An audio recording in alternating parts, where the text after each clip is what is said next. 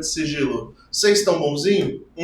Esse mal que vos fala espera sincera e cordialmente que sim. Antes de mais nada, tá chegando agora, sabe o que tem que fazer? Curtir, comentar, se inscrever no canal, caso não seja inscrito ainda, né? Ativar o sininho de notificação para não perder conteúdo, porque nesse canal, quase que variavelmente, temos vídeos segundas, quartas e sextas, salvo exceções quando o Mago não consegue gravar, devido à minha agenda muito corrida. Mas, salvo essas exceções, nós temos vídeo, quase que 3 vídeos na semana, para entreter vocês, para formar vocês, para ajudar vocês no processo de desenvolvimento ocultista e tudo mais. E hoje, né, claro que é um vídeo que eu adoro fazer, porque esse mal que vos fala é um cinéfilo de plantão, que é o quadro do Cinema Magia, né? Eu já aviso, né, para quem tá chegando agora, que esse vídeo tem muito spoiler, muito. Eu não tenho como falar do que eu quero falar sobre o filme sem trazer spoiler. E como é um filme que ainda não tem no Brasil, eu recomendo que você só assista esse vídeo depois de ter assistido o filme. Você acha o filme que eu vou falar, né, que você já deve ter visto qual é, pelo título, né, pela thumb do vídeo, mas o vídeo que eu vou falar, o filme que eu vou falar hoje, ele ainda não chegou no Brasil, ele só vai chegar oficialmente nos nossos cinemas pro segundo semestre, entre agosto e setembro ali provavelmente, que é uma bosta, né? Porque nos Estados Unidos esse filme já tá lá desde março, então é um absurdo. Justamente por isso nenhum streaming aqui tem o direito de transmiti-lo, né? E aí você consegue só por meio, né, os sites um pouco duvidosos, assim, né? Mas foi a forma como me passaram o link para assistir. Eu assisti, eu amei, e eu acho que convém falarmos sobre esta obra de arte que é o Late Night the Devil, né? Em inglês, e para uma tradução para o português seria Tarde da Noite com o Diabo, mas eu não creio que vai ser essa tradução, porque eles gostam de mudar o nome, né? Quando eles traduzem, mas numa tradução literal seria Tarde da Noite com o Diabo. E para falar desse filme, eu tenho que trazer spoilers. Então, o que eu peço é, caso você tenha problemas com spoilers, vá ver o filme e depois volte aqui, beleza? Caso não tenha problema, continue vendo e é nóis. Bom, eu vou pegar a minha colinha aqui para ler a sinopse bem breve do filme, tá? Cadê a sinopse do filme? Deixa eu ver a sinopse do filme. A sinopse está bem curtinha no site que eu acessei aqui e está dizendo simplesmente: Late Night Devil. Uma transmissão televisiva ao vivo em 1977 dá terrivelmente errado, liberando mal em todos os lares do país. Achei bem... Deixa eu pegar uma outra sinopse aqui, vai.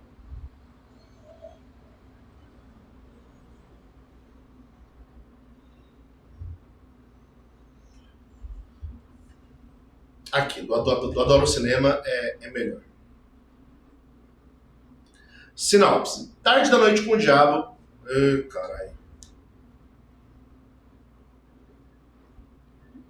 Tarde da Noite com o Diabo é um longa-metragem de terror que conta sobre o apresentador de um programa de televisão dos anos 70, Jack DeRoy, que é interpretado pelo ator David Dalmatian, alguma coisa assim.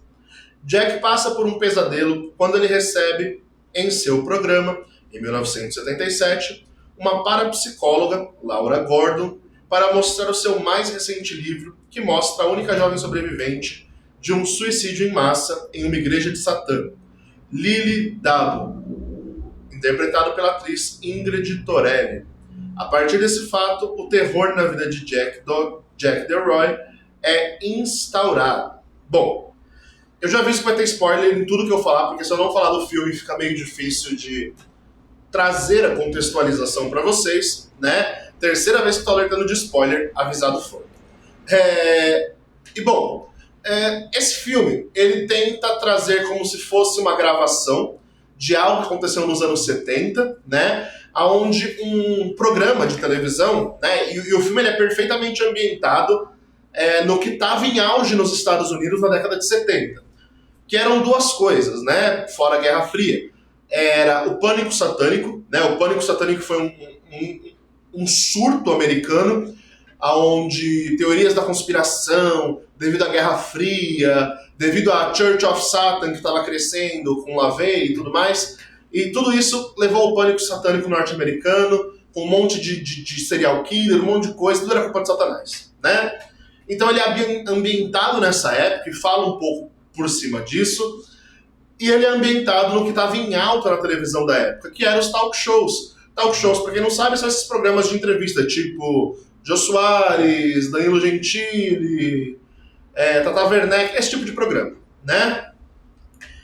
E aí nós temos o Jack, que é o personagem central da trama, né?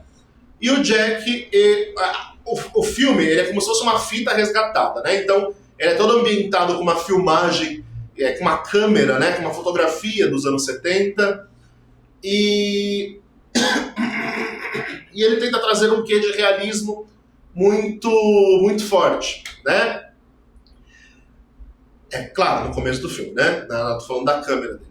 Mas aí a história, basicamente, esse programa, esse Jack, ele teve um auge de fama muito grande, aconteceu um evento fatídico na vida dele, ele perdeu o brilho, e o programa foi decaindo a audiência, decaindo, até que eles decidem fazer um programa especial de Halloween, onde eles iam ser a cartada, que ia salvar o programa deles e levar a audiência para o topo de novo. Essa era a ideia. E para isso, o que eles iam fazer? Bom, Halloween, espiritualidade, espiritualismo, vamos trazer o quê? Um médium, eles trazem um médium para ser entrevistado e fazer a sua apresentação, sua performance mediúnica ali. Eles trazem também um cético, né? Que é um cara que vai duvidar de tudo que está acontecendo ali. Ele é um mágico, na verdade, pelo pouco que a gente sabe dele. No filme ele era um mágico que duvida de qualquer coisa sobrenatural, né? Ele é praticamente um cético chato que quer ficar provando que nada é real, sabe? E por fim, nós temos a grande central da história, que é a parapsicóloga. E essa parapsicóloga, ela estava nessa época lançando um best-seller, um grande livro, e esse grande livro conta a experiência dela com uma menina que sobreviveu a uma seita satânica, né? Ela foi a única sobrevivente de um suicídio de uma seita satânica que teve, e aí essa menina ficou possuída, né? E essa possessão dessa menina, ela foi registrada. Os diálogos da doutora com o diabo ali, que estava possuindo ela, foram registrados em um livro, e aí a ideia principal era entrevistar a doutora. Só que a doutora levou a menina possuída. Aí vocês imaginam o que dá, né? Então, no filme nós temos esse contexto bacana, porque nós, como ocultistas, como magistas e tudo mais, nós precisamos sempre estar atentos aos fenômenos, né, paranormais e tudo mais, de uma forma também um pouco cética. Então, a grande contravenção, a grande figura contraventora do filme é o cético, né? O grande contraponto, porque ele quer provar o tempo todo que está todo mundo errado. Ele tenta desmistificar o médium, depois ele tenta desmistificar a possessão que acontece da menina, ele tenta justificar tudo com a luz da ciência, né? Ou da hipnose também, né? Ele justifica tudo a partir disso. E eu acho que é importante o papel dele, apesar de muita gente não gostar, né? Eu vi a galera comentando sobre o filme, muita gente odiou o papel desse cara. Mas eu acho legal o papel dele, porque faz parte de uma investigação paranormal ter o advogado do diabo. Pra quem não sabe, o advogado do diabo é justamente aquela pessoa que vai questionar o que está acontecendo ali, né? Então eu acho que é bacana também.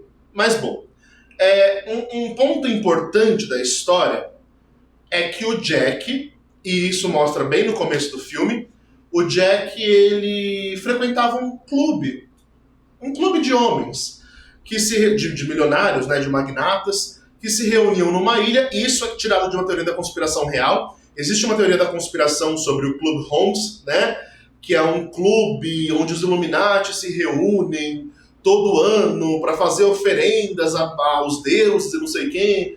E tem essa teoria aí, e eles pegam a base dessa teoria para falar que o Jack participava disso e que todos os boatos sobre o culto estranho que lá ocorria, ele estava envolvido, né? Só que no filme, o Jack ele não parece acreditar muito nisso, né? Então, por mais que de fato fale que ele frequentou esse clube, até ali no final do filme você fica sempre... Ué, mas como que ele frequentava um clube ocultista e parecia não ser um ocultista? E eu acho que isso é fundamental, porque muitos dos magistas, de fato, escondem que são magistas. Isso é muito legal, né? O Jack, ele faz um papel ali de ocultista, de fato, no começo do filme, que é muito bacana. Porque como apresentador, ele se mostra meio que... só tô aqui pela audiência, sabe? Tipo, não acredito em nada disso, é tudo baboseira, mas eu tô aqui pela audiência, porque a audiência pra mim tá bom. Só que no plano de fundo, você percebe que tem alguma coisa que mexe com ele, né? E o que mexe com ele é a mulher dele. A mulher dele morreu de câncer. E isso também já é revelado logo no começo do filme, tá? E foi após a mulher dele morrer de câncer que ele entrou numa espécie de depressão e declínio em sua carreira, né? E aí o que acontece, né? O desenrolar do programa, né, especial, que é o que a gente vai acompanhar durante todo o filme. O desenrolar do programa começa com o médium, né? E o médium, ele é meio que chacota, o pessoal começa a tirar a chacota dele, como se ele fosse charlatão e tal, até que o médium de fato acerta sobre uma pessoa da plateia ali, que tinha um parente e tal, e o parente traz recado, e aí é bem bonito, eles se comovem, e aí todo mundo fica meio assim, uau, né? E logo depois disso, ele começa a captar uma presença estranha. Eu percebi um detalhe nesse momento, que acho que poucos vão perceber, mas se você assistiu o filme depois que está vendo isso aqui, ou mesmo antes e quiser voltar para ver, tem uma hora que o médium tá lá e que tem... Eu não sei se é bem na hora que o médium tá lá, mas eu tenho quase certeza que sim. Tem um espelho negro pequenininho de obsidiana na mesa, em cima da mesa. Que eles estão lá, tem um sofá de entrevista e tem uma mesa central ali, né? E nessa mesa tem alguns objetos. E um desses objetos é um espelho negro. E nesse espelho negro aparece a figura de um fantasma, que é a esposa do cara que morreu. Tanto que o médium começa a passar mal porque ele capta a presença da esposa do cara ali naquele local. E aí o médium passa mal, o médium começa a vomitar uma coisa preta, uma coisa bem fantasiosa, né? Óbvio, bem gore até. E passa isso, aí depois entra o arco do cético, que tenta provar que tudo que o médium fez era uma palhaçada. E aí chega a menina, né? Quando chega a menina, o médium passa mal de vez, e aí a gente descobre que o médium morre, né? Ele morreu, ele passou tão mal que foi levado de ambulância para o hospital e morreu. E isso é a força da sensibilidade energética, né? Eu via esse médium passar mal e eu lembrava de quantas e quantas e quantas e quantas vezes, quando eu tive que lidar com energia densa, né? Cacodæmons e afins, eu passava mal, né? Claro que não dessa forma, o filme ele é absurdo, mas quantas vezes ao lidar com muita energia densa, eu passei muito mal, né? Quem tem uma mediunidade sinestésica consegue ter essas percepções e sente muito forte isso no físico, né? E eu cheguei também a vomitar em rituais com entidades muito pesadas, muito densas, sobretudo cacodæmons, eu sempre passo muito mal. Nossa, muito, muito mal mesmo. E é interessante perceber isso relatado, né? Porque o médium ele começa a passar muito mal quando ele começa a captar a energia do Jack e da esposa falecida dele, que aparentemente não está muito feliz do lado de lá, né? E chega a menina, a possuída, né? A que tá com Satanás no corpo. A menina chega e antes dela entrar mesmo no palco, o médium começa a passar muito, muito mal, começa a se estribunchar. Por quê? Pelo excesso de energia densas. Isso é muito interessante. Eu acho que a gente pode tirar de fato como que é, claro, ali de forma figurativa, mas como que de fato isso é real, né? Quem é médium, quem é mais sensitivo e vai para um ambiente carregado, ou vai tratar pessoas que são muito carregadas, a gente infelizmente acaba sentindo isso em nós, né? E é horrível, eu não recomendo. Mas acaba acontecendo, né? Então, eu me senti muito representado na figura do médium ali no começo do filme. Depois, nós temos o arco do cético, desmascarando o médium, que não dá muito certo. Aí vamos pro intervalo e quando volta a menina, né? A ideia, que pelo que dá a entender no filme, era que só entrevistasse a médium, ou que só entrevistasse a doutora, a parapsicóloga que cuida da menina, e a menina. Mas não que tivesse uma manifestação de possessão. Só que a audiência está no pico, o povo começa a implorar para que a menina fique possuída, que tem uma demonstração de possessão ao vivo ali. Aí a doutora tenta dizer que não era local, que não dava e tudo mais. E aí acaba cedendo. A gente percebe também que havia um certo romance entre a doutora e o Jack, né? Aparentemente havia alguma coisa entre os dois ali. Para dar um contexto da menina, né, eu acho que vale a gente lembrar um pouco da figura de Abraxas, ou Abraxas, né? Eu vou até pegar no Google.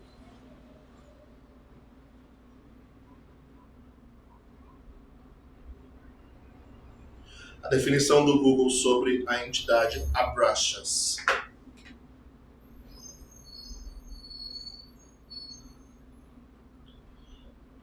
Então, o Abraxas, né, na verdade ele é um amuleto, ele é uma palavra mágica, ele é um monte de coisa, e aí supostamente é uma divindade de uma seita, né, que foi considerado demônio e tudo mais.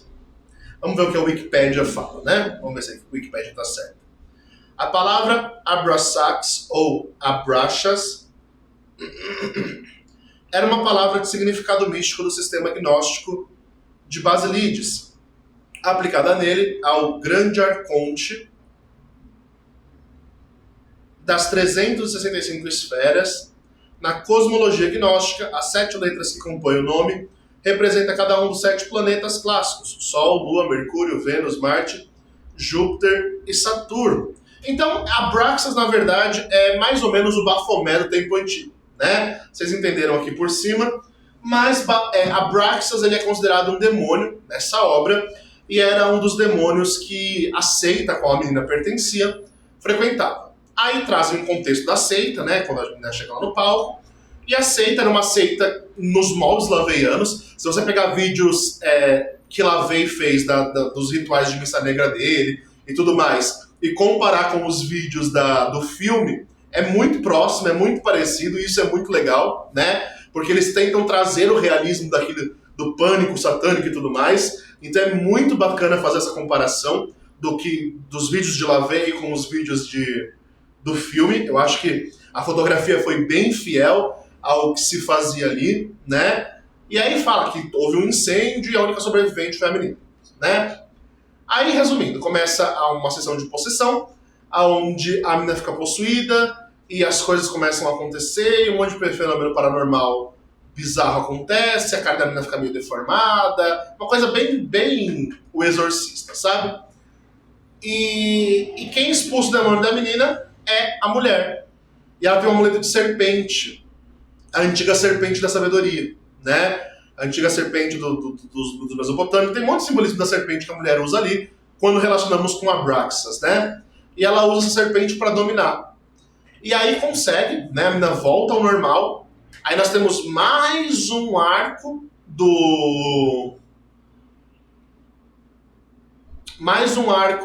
importante, então, um foco principal. Quando a menina está possuída pela entidade, por Abraxas, que ela tem um apelido carinhoso para a entidade que ela chama, ela fala diretamente com o Jack.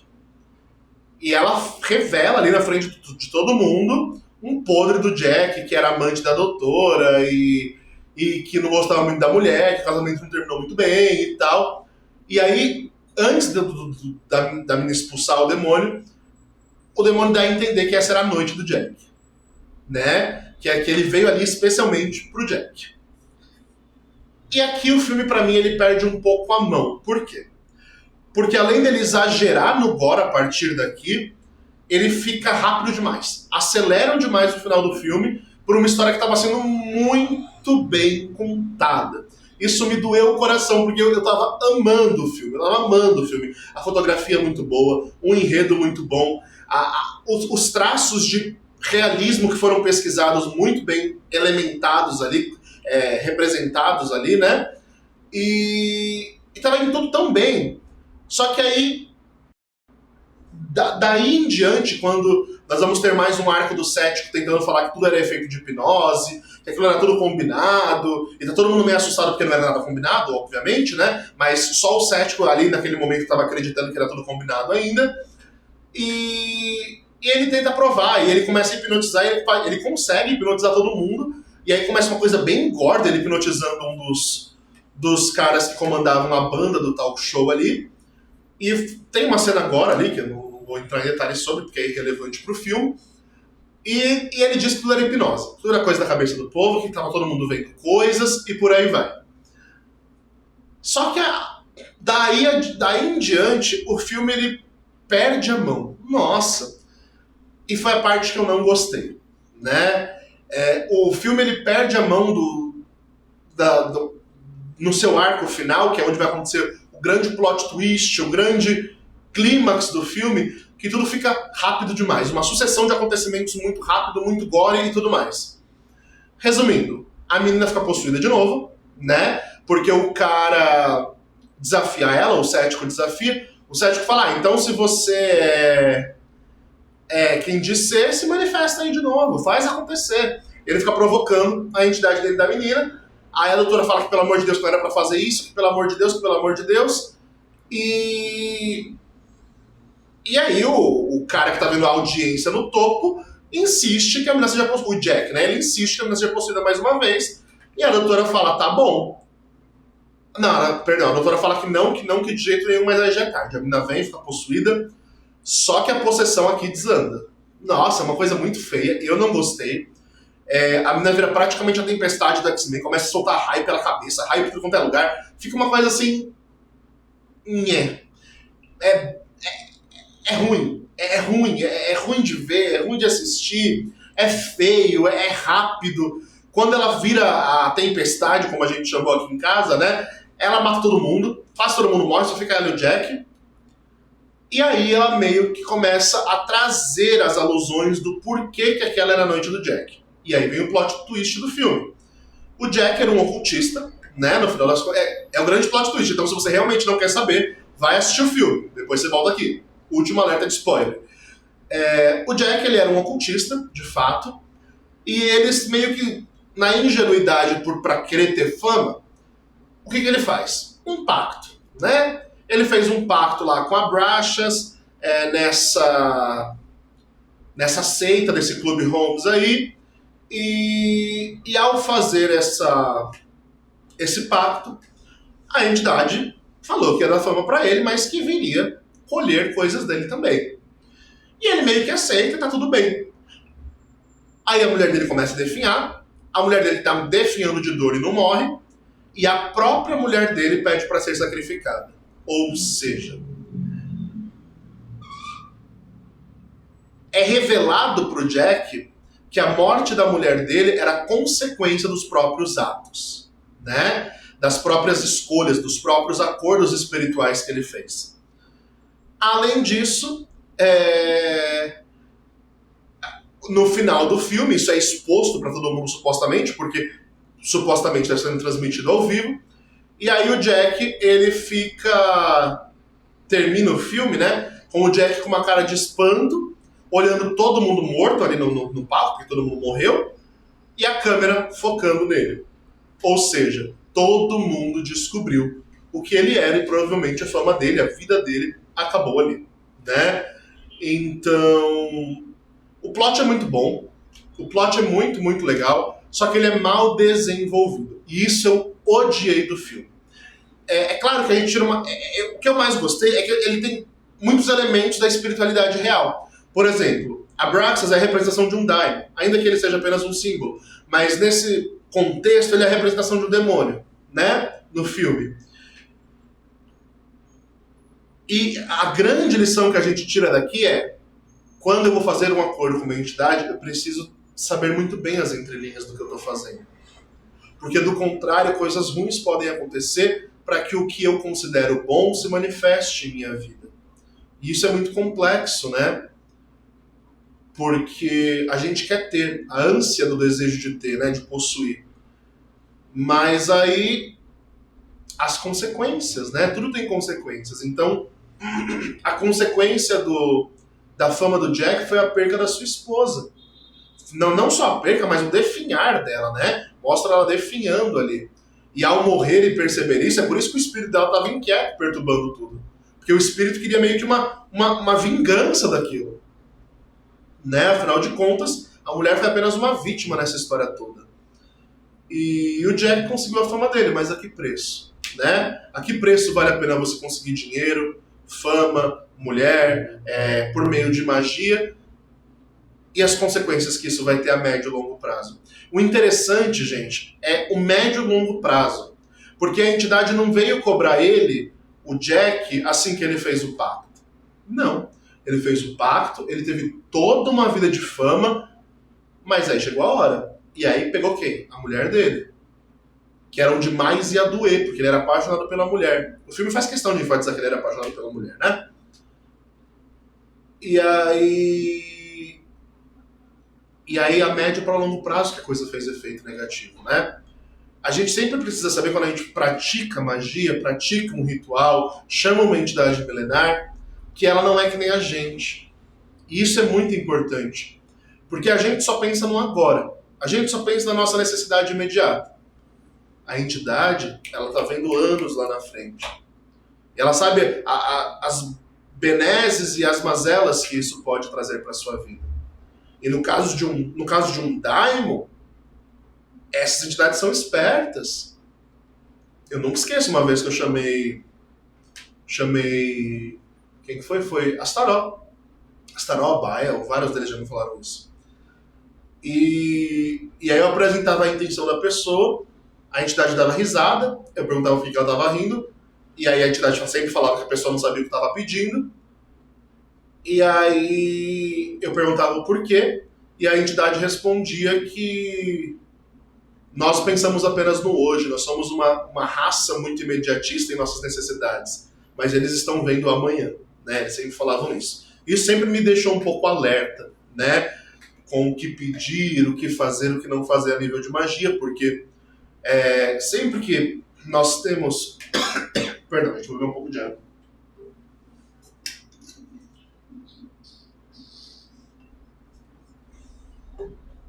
Sempre que nós temos esses expoentes em filme, né, de pactos que deram errado, entre aspas, mas não deu errado. Né? Aqui não foi um erro, foi apenas a consequência do que você escolheu. Né? Sempre que esses filmes vêm à tona, me levam a uma meditação muito profunda do o que eu estou fazendo com a minha vida mágica, sabe? Até que ponto vale a pena fazer acordos com entidades, pactuações com entidades, apenas em prol de algo que é imediato, como o materialismo da vida. Porque o materialismo da vida, gente, ele é cíclico, né? A gente vive epiciclos de 9, 10 anos na vida, 6, 7 ou 8, no máximo 9 ou 10, né? Morremos e temos uma eternidade para viver. E aí? Né? Então, eu sempre fico muito meditativo, muito pensativo toda vez que esse tipo de filme surge. Porque, mais do que ninguém, como aprendiz de exorcista no mosteiro, como pessoa que acompanha magistas, como mago que orienta e instrui, eu percebo quão fácil é a gente se perder nesse meio, sobretudo pela ânsia do possuir. Por querer tudo rápido, sabe? Ou por querer a qualquer custo melhorar uma área das nossas vidas. E o filme ele vem falar muito sobre isso. A mensagem central dele é sobre isso. Até que ponto vale a pena eu fazer tal ato espiritual sem medir consequências disso a médio para longo prazo, né? E isso foi o mais fascinante desse filme, né? De um modo geral, para concluir esse vídeo aqui, que eu tive que trazer spoiler, porque se eu não trouxer o spoiler do plot twist que só acontece no final do filme, não teria como contar, né? Como trazer a meditação que eu tive em cima do filme, mas se eu posso dar uma nota de 5 pentagramas, eu acho que eu deixo com 3. 3 porque o filme ele é bom até metade. O TikTok tá hypando o filme, tá? Então, cuidado. Cuidado, porque o filme ele é bom de fato, mas não é tudo isso que o TikTok tá falando. Eu fui assistir por causa do hype do TikTok, né? Eu vi um monte... Eu sou cinéfilo, então eu sigo vários TikTok que falam de filmes. E aí eu caí no hype, fui assistir. Não me arrependo, o filme é realmente bom, tá? A fotografia do filme é impecável, os elementos de ocultismo real que eles trazem é muito bom. O único problema do filme é que da metade pro final ele se perde, assim. Parece que quem escreveu o filme até metade foi uma pessoa, quem escreveu o roteiro do filme no final foi outra, sabe? Porque é uma perca de mão do filme, assim, que parece que deram um tapa e falaram, vai, corre, sabe? Quando o filme ele podia muito... Nossa, dava pra render esse filme, dava pra render horas de filme. Mas não, eles quiseram resolver as coisas rápidas demais, de um jeito gore demais, e fugiu do elemento central do filme, sabe? Não faz sentido o excesso de gore. Não no que estava acontecendo, né? Enquanto estava um debate entre cético e espiritualista, manifestação espiritual e hipnose, o filme estava muito bem balanceado, estava indo num ritmo maravilhoso. Eu estava empolgado para ver o que ia acontecer. Só que acontece tudo rápido demais. Eu juro pra vocês, é questão de minutos. A menina fica possuída pela segunda vez, a cabeça dela literalmente abre, ela vira um X-Men, né? A cabeça dela abre em duas e começa a sair um monte de raio. Ela mata todo mundo que tá ali ao redor dela, menos o Jack. E aí vai pro plot twist final. Rápido, rápido, rápido. De um jeito que não merecia. Esse filme merecia muito mais tempo de tela. Muito mais. Então... Gosto do filme. É um filme que de fato ele não se leva muito a sério, ele brinca com o gore, ele brinca com essa coisa nojenta, até com estética de filme de terror dos anos 70, 80 ali, mas ao mesmo tempo que ele faz isso, ele peca num roteiro que acelera demais. Então eu acho que 3 pentagramas é mais do que suficiente para esse filme. Não caio no hype do TikTok, porque ele de fato... Eu não sei o que nós temos de filme de terror ao longo do ano, mas eu não sei se... Tá todo mundo falando que já é o melhor filme de terror do ano, que a Academia tá considerando o melhor filme de terror do ano, que não sei quem já falou que é o melhor filme de terror do ano. Eu, sinceramente, não sei o que esperar, porque se esse for o melhor filme de terror do ano, então talvez o ano não esteja tão bom para filmes de terror, né? Porque ele é um filme bom, mas é um filme que fica ali no mediano, a nível de roteiro, sobretudo, e de efeitos também. Eu entendo que a estética do filme quer entregar um efeito old, né? Mas é exagerado, é ruim, é estranho, né? E é isso.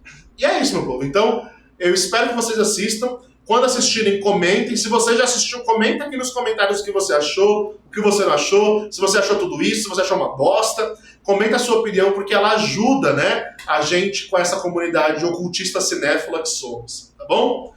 E é isso. Meu povo, fim do mês temos rito coletivo, rito de Marte, rito para quem está cansado, né? Então, se é o seu ponto, nós trabalharemos toda a potencialidade de Marte, a nível de disposição, de exercício físico, de dieta, de disciplina, de vitória, de força de vontade, de libido masculina. Trabalharemos todas as potencialidades positivas de Marte para dar um levante para o povo que está cansado, né? Então, se é o seu caso, venha para o ritual, porque eu tenho certeza que vai te ajudar muito. As vagas estão abertas e são limitadas, tá bom? Também, se você quer passar por uma consulta com um mago, lembre-se que a agenda tem sempre um gap de 10 a 15 dias ali de espera. Mas, caso você consiga esperar, venha que vai ser um prazer atender você. O mago atende consulta de bola de cristal, o mago atende consulta de oráculo, onde os anjos enoquianos trazem mensagem, onde Hecate traz mensagem no oráculo de Hecate. Tem baralho cigano, tem tarô, tem runas, tem tudo. Então, né, só vem que a gente faz acontecer. Também, o que mais? Temos os nossos cursos gravados, caso você queira se formar em alguma coisa, a nível que o mago pode te ajudar espiritualmente. Tem o curso introdutório de Scrying.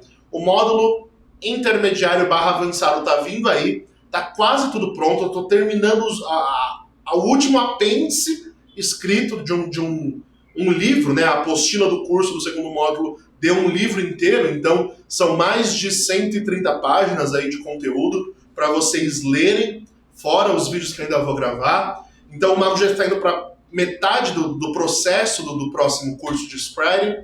Eu realmente recomendo que você faça o primeiro para que quando vier esse segundo você já esteja pronto para ele, porque ele é mais avançado, claro, né? Então corre lá, garante o seu. Também temos o curso de tarô, um curso completamente gravado do início ao fim. Também um curso que tem um livro de apoio, que é a apostila do curso, que é um livro de mais de 120 páginas. O curso ele vai do iniciante, daquele que não sabe nada mesmo, vai pegar você para desenvolver sua intuição, te ensinar a meditar, te ensinar o que é os arcanos, a história do tarô, até quem já está mais avançado. Magia com tarô, meditação com tarô, caminhos cabalísticos do tarô, tudo. Está tudo ali naquele curso, né? Então ele pode ajudar tanto você que está começando, quanto você que já está mais avançado no rolê. Corre lá, garante seu curso, tá bom? E caso você queira fazer um trabalho de magia com o mago, é importante saber que os meus trabalhos têm uma média de custo de R$2.000 em diante, e chama que eu vejo se eu quero atender o seu trabalho ou não, tá bom? Demais, meu povo. Fiquem bem, acreditem na magia que existe dentro de vocês e falou!